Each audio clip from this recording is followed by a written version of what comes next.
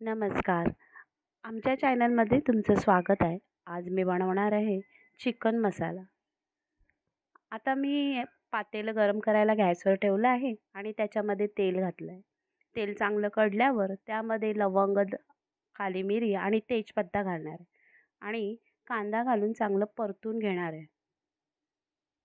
कांदा तुम्हाला हवा असेल तर बारीक किंवा जाड कापू शकता, पण ह्याच्यासाठी बारीकच कांदा कापलेला खूप चांगला असतो.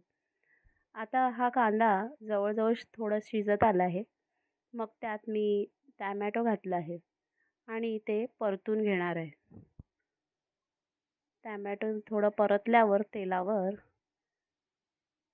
त्यामध्ये मी घालणार आहे मीठ आणि हळद, मसाला.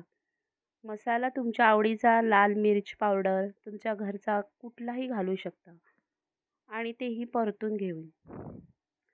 चांगलं परतून तेलावर घ्यायचं आहे आणि मग त्यामध्ये चिकन घालायचं आहे.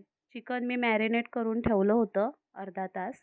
तेच आता मी ह्यामध्ये घालते आहे आणि चांगलं परतून घेते. चिकन चांगलं परतून झाल्यावर त्यावर झाकण ठेवते आणि झाकणावर पाणी ठेवते. झाकण असं ठेवा की त्यावर पाणी राहील, कारण टोपाची वाफ जाऊन ते चांगलं आतमध्ये शिजलं जाईल. आता मी इथे बनवते आहे मसाला. कोथिंबीर, आलं, लसूण ह्याचं वाटण मी करणार आहे आणि ही पेस्ट बारीक करून घेणार आहे. बघा कशी पेस्ट केली आहे.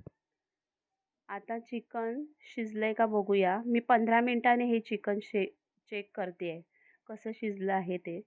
हे बघा, शिजलं असेल तर त्यात हे वाटण घालून घ्यायचं आहे आणि हे पण परतून घ्यायचं आहे चांगलं. चिकनला चांगला हा मसाला लागून घेतला पाहिजे आणि चांगलं ढवळून त्यावर झाकण ठेवायचं आहे.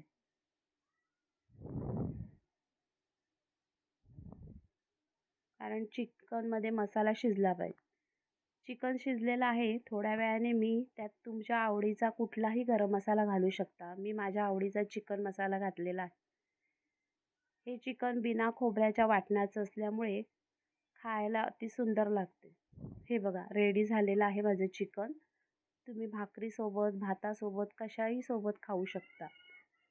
Thank you. माझ्या चॅनलला सबस्क्राईब करा.